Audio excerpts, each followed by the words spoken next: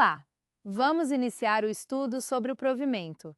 O nosso foco aqui é o regime jurídico dos servidores públicos civis da União, onde vamos analisar desde os conceitos iniciais e os requisitos necessários até as diversas formas de provimento.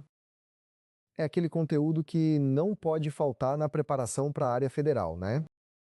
Com certeza, entender esses pontos é o primeiro passo para dominar a lei e não cair em pegadinhas na hora da prova. Para a gente avançar, precisamos alinhar alguns conceitos básicos. Quando a lei fala em servidor, ela se refere à pessoa que foi legalmente investida em um cargo público. E esse cargo, por sua vez, é o conjunto de atribuições e responsabilidades que a estrutura da organização define para aquele servidor. E esse cargo pode ser criado de qualquer jeito ou existe uma regra? Existe sim. Os cargos públicos são obrigatoriamente criados por lei, com nome próprio e vencimento pago pelos cofres públicos. Outro detalhe que merece atenção é a proibição da prestação de serviços gratuitos, a menos que haja uma lei específica prevendo isso. Com esses conceitos definidos, precisamos olhar para os requisitos básicos para a investidura em cargo público. A lei exige a nacionalidade brasileira, o gozo dos direitos políticos e a quitação com as obrigações militares e eleitorais. E a idade e a escolaridade também entram nessa lista? Sim, é necessário ter o nível de escolaridade exigido para o cargo, a idade mínima de 18 anos e a aptidão física e mental, que será comprovada posteriormente. Vale destacar que a lei prevê regras específicas para democratizar o acesso.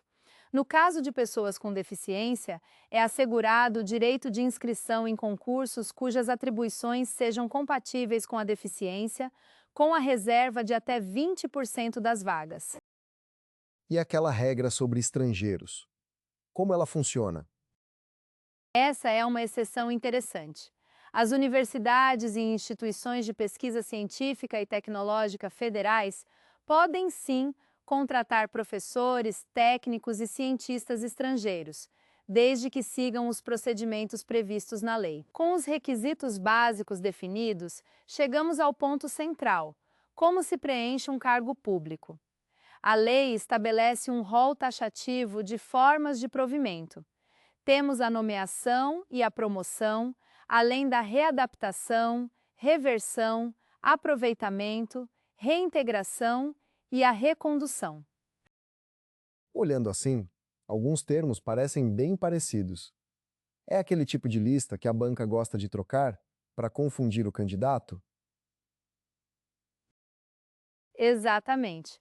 Por isso, vamos analisar cada um deles com calma para você não confundir, por exemplo, a reversão com a reintegração. Começando pelas formas de provimento, a nomeação é a porta de entrada. Ela acontece em caráter efetivo, quando falamos de cargos de carreira ou isolados.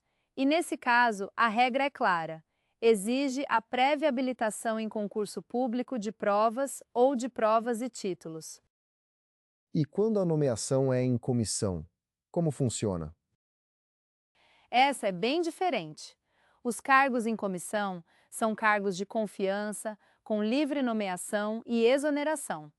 Um detalhe que merece atenção é a interinidade. O servidor que já ocupa um cargo em comissão pode ser nomeado para exercer, interinamente, outro cargo de confiança, mas ele deverá optar pela remuneração de apenas um deles durante esse período. Já que falamos de nomeação efetiva, precisamos detalhar como funciona o concurso público. Ele pode ser realizado apenas por provas ou por provas e títulos, dependendo do que estiver previsto na lei e no regulamento da carreira. E quanto ao prazo de validade? Existe um limite? Existe sim. A validade é de até 2 anos, podendo ser prorrogada uma única vez, por igual período.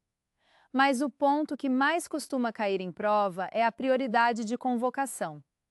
A administração não pode abrir um novo concurso enquanto houver candidato aprovado em um certame anterior, que ainda esteja dentro do prazo de validade. Passada a etapa do concurso e da nomeação, chegamos à posse.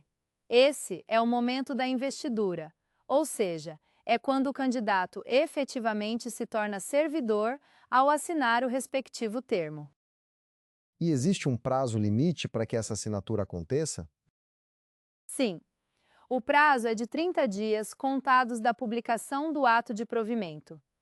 Além disso, a posse depende de uma inspeção médica oficial para atestar a aptidão física e mental.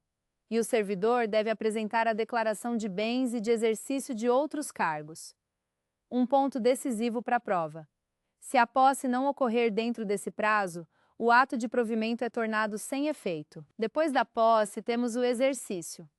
Enquanto a posse é aquele ato formal de assinatura, o exercício é o desempenho efetivo das atribuições do cargo. Ou seja, é quando você começa a trabalhar de verdade. E o prazo para começar é o mesmo da posse? Não, aqui o prazo é menor, 15 dias contados da data da posse. É um detalhe que as bancas adoram trocar. Se o servidor não entrar em exercício nesse período, a consequência é a exoneração, no caso de cargo efetivo, ou o ato de designação é tornado sem efeito se for uma função de confiança. Sobre a jornada de trabalho, a lei estabelece que a duração máxima semanal seja de 40 horas. Mas é preciso ficar atento aos limites diários, que variam entre 6 e 8 horas. Esse limite diário vale para todo mundo, inclusive para quem está em cargo de confiança? Não. Para quem ocupa cargo em comissão ou função de confiança, a regra muda. Eles se submetem ao regime de integral dedicação ao serviço, podendo ser convocados sempre que houver interesse da administração. Ao entrar em exercício, o servidor nomeado para um cargo efetivo passa pelo estágio probatório. No texto da lei, esse período é de 24 meses, tempo em que a aptidão e a capacidade do servidor serão avaliadas para o desempenho do cargo. Quais são os critérios que a administração analisa para fazer essa avaliação? São 5 fatores bem objetivos: a assiduidade, a disciplina, a capacidade de iniciativa, a produtividade e a responsabilidade. É a partir desses pontos que se verifica se o servidor possui o perfil necessário para a função. Superada a fase de avaliação do estágio probatório, o servidor conquista a estabilidade no serviço público. O texto base menciona o prazo de 2 anos de efetivo exercício para que isso aconteça. E depois que o servidor se torna estável, ele tem garantia total do cargo ou ainda existe risco de perda? Existe sim, pois a estabilidade não é absoluta. O servidor estável só perde o cargo em 2 hipóteses: por meio de uma sentença judicial transitada em julgado ou através de um PAD, o processo administrativo disciplinar, desde que seja assegurada a ampla defesa. A readaptação acontece quando o servidor sofre alguma limitação em sua capacidade física ou mental. Nesses casos, ele é investido em um cargo cujas atribuições e responsabilidades sejam compatíveis com essa nova condição. E isso é decidido por quem? Existe algum critério técnico? Sim, a readaptação obrigatoriamente depende de uma inspeção médica oficial. Um detalhe que costuma aparecer em prova: se a junta médica concluir que o servidor está totalmente incapaz para qualquer serviço público, o resultado não será a readaptação, mas sim a aposentadoria. Já a reversão é basicamente o retorno do aposentado à atividade. Existem 2 hipóteses bem distintas aqui. A primeira ocorre quando a aposentadoria foi por invalidez e a junta médica oficial declara que os motivos que levaram a ela não existem mais. No caso de interesse da administração, as regras são mais rígidas? São sim. Para isso acontecer, a aposentadoria precisa ter sido voluntária. O servidor deve ter sido estável quando estava na ativa. O pedido deve ser feito nos 5 anos anteriores e deve haver cargo vago. Além disso, fica a dica para a prova. É proibida a reversão para quem já completou 70 anos de idade. A reintegração acontece quando a demissão de um servidor estável é invalidada, seja por uma decisão administrativa ou judicial. Basicamente, a lei reconhece que aquele desligamento foi ilegal, então o servidor retorna ao cargo anterior ou ao cargo resultante de sua transformação, com o ressarcimento de todas as vantagens que deixou de receber. Mas e se a vaga já estiver preenchida por outra pessoa? Esse é um ponto que costuma cair em prova. Se o cargo estiver ocupado, quem está lá será reconduzido ao cargo de origem, sem direito à indenização, aproveitado em outro cargo ou ainda posto em disponibilidade. Já a recondução é o retorno do servidor estável ao cargo que ele ocupava anteriormente. Professora, consegue mostrar isso num caso simples para a gente não confundir? Claro. Imagine que um servidor estável em um cargo passe em outro concurso. Se ele não for aprovado no estágio probatório desse novo cargo, ele é reconduzido ao cargo de origem. Outra situação é quando o antigo ocupante daquela vaga é reintegrado, o que força quem está ocupando o cargo a voltar para sua posição anterior. Para encerrar as formas de provimento, precisamos entender a relação entre a disponibilidade e o aproveitamento. A disponibilidade é aquele estado em que o servidor fica aguardando a administração encontrar uma nova lotação para ele. E o aproveitamento seria a saída desse estado, certo? Exatamente. O aproveitamento é o retorno obrigatório à atividade.